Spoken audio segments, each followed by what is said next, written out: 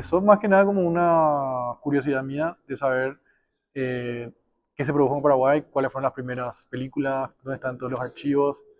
Y a partir de eso empecé a armar una cronología desde la primera imagen que se filmó en Paraguay hasta el final de la dictadura. Ahí empecé a encontrar varios baches en el medio de la historia y empecé a recurrir a archivos internacionales de Francia, Reino Unido, Países Bajos, Brasil, Argentina, que son Estados Unidos, que son los países que tienen más relación con Paraguay.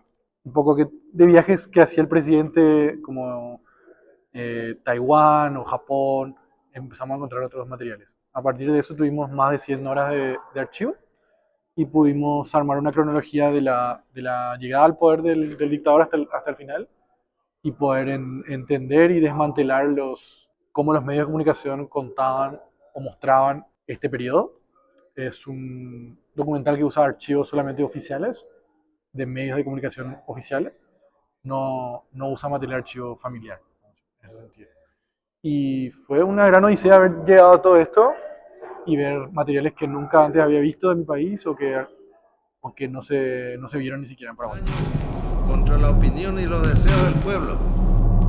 Nunca empleamos el poder. Trabajamos mucho con la idea del sonido para marcar nuestro comentario, porque son como son materiales oficiales, dicen lo que el poder de turno quería que se diera en ese momento, ya sea nacional o internacional. Y a partir de jugar con esos lenguajes del poder de turno, pudimos armar esta cronología un poco satírica por momentos, que también te posiciona en un lugar un poco lúgubre con el sonido. Y gracias al trabajo de montaje y sonido que se hizo en paralelo, pudimos armar este comentario y poner nuestra posición política en contra de la dictadura, claramente, y poder entender también que es una película de los medios de comunicación y sobre los medios de comunicación.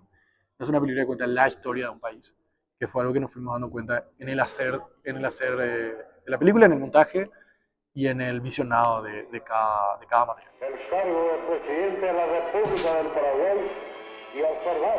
Y yo empecé esta película a partir de una película que vi que me hizo la pregunta, que era el fondo del aire es rojo, de Chris Marker, que hace un análisis sobre los periodos de los partidos comunistas en el mundo.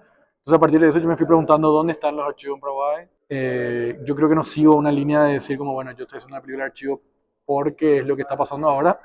Caí en ese momento, vamos a decir, pero lo empecé a hacer hace bastantes años y la película tuvo otra resignificación hoy con las llegadas de las nuevas derechas y cómo eso está moldeando el mundo hoy en día. Entonces creo que la película llegó en ese momento de casualidad, aunque a veces no creo que no sea casualidad. Pero sí, también vivimos en un mundo cargado de imágenes que de alguna manera intentamos volver un poco al pasado para entender lo que está pasando hoy. Y de mi parte yo tenía muy poco conocimiento de la imagen cinematográfica de mi país. Entonces necesitaba revisitar para poder entender. Entonces, al hacer esta película, al ir a los archivos, yo aprendí sobre mi país, sobre la historia de mi país, sobre las relaciones internacionales de mi país, sobre las incongruencias de la representación y la falta de memoria también. Entonces creo que también hoy en día el archivo viene a ser ese lugar, viene a responder a esa falta.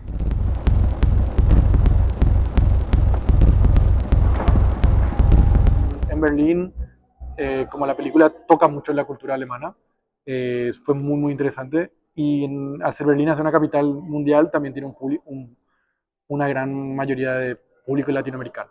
Entonces, en la primera función tuvimos un público latinoamericano que sentía este humor o esta descompresión de la historia oscura.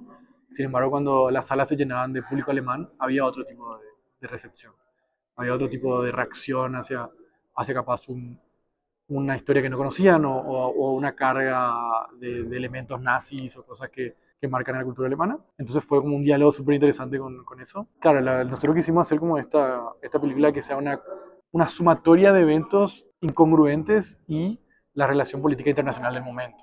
Entonces queríamos hacer como esta reacción en el espectador que, no puede ser, y esto también, y esto también, y esto también, y que cada vez sea una sumatoria de decir, no puede ser que todo este gobierno estuvo involucrado en todas estas cosas, que genera un tipo de rabia y de fuerza negativa, pero por momentos también se vuelve humor y cómica porque no tiene, o sea, ya pasa el nivel de lo comprensible. Entonces lo único que te queda es reír.